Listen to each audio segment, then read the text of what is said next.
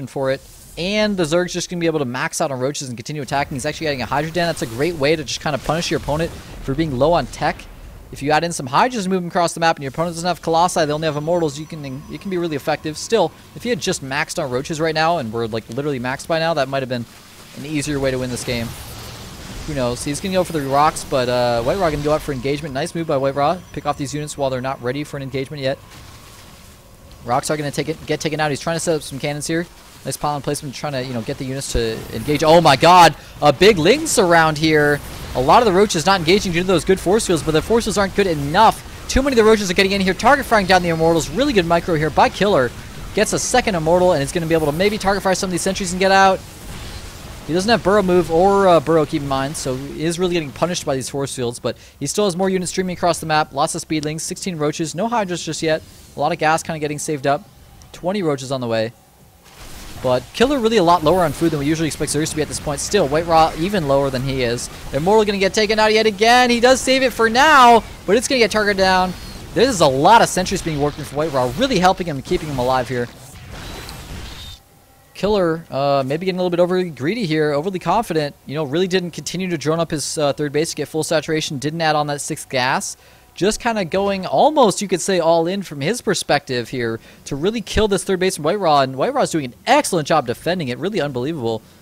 dKiLLeR, he may have kind of thrown away his timing window here by trying to go to Hydras, but then not making any, and then going for an attack, but then making Hydras. It's just a lot of the timings are kind of ending up a little bit finicky here. And he was never target firing sentries. He had so many opportunities in those engagements when he could have target fired sentries, and he was just on attack move killing zealots. If he had been target firing those sentries and there were no force fields available right now, he might just be able to push in and win. But with 9 sentries, this is actually looking better and better for WhiteRa being able to hold, at least for now. Lots of cannons being added, or 2 cannons and 3 pylons actually. Oh, still no Burrow move. dKiLLeR really getting punished for his lack of tech here. So many roaches being taken out cost efficiently, so well by WhiteRa, but still, he's just making Immortals.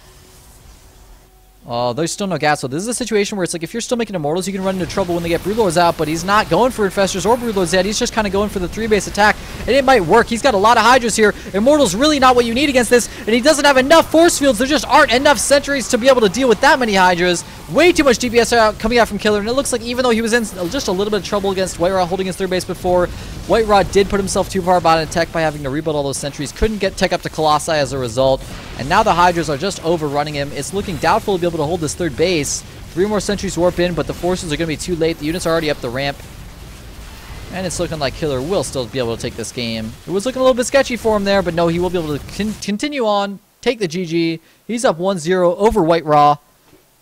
I'm sure there are a lot of sad WhiteRa fans out there, but you got to hand it to dKiLLeR. He defended that all in quite well. I hope we're going to see some awesome standard play from WhiteRa in the second game. Although standard, you want to see special tactics, but when I say standard, I mean like some expansion-based play. There's only so much you can do with a 2-base all-in against Zerg nowadays, guys. Zergs are pretty darn good at dealing with those. They're starting to learn each one of these timings and really be able to defend against it. We've even seen in the GSL, Nesty be able to rush up Mutas on 6 gas on 3-base and still be able to defend Immortal all-ins like that. So, I don't know. We'll see what happens in game number 2. Don't go anywhere. We'll see if WhiteRa can make a comeback after this quick commercial break.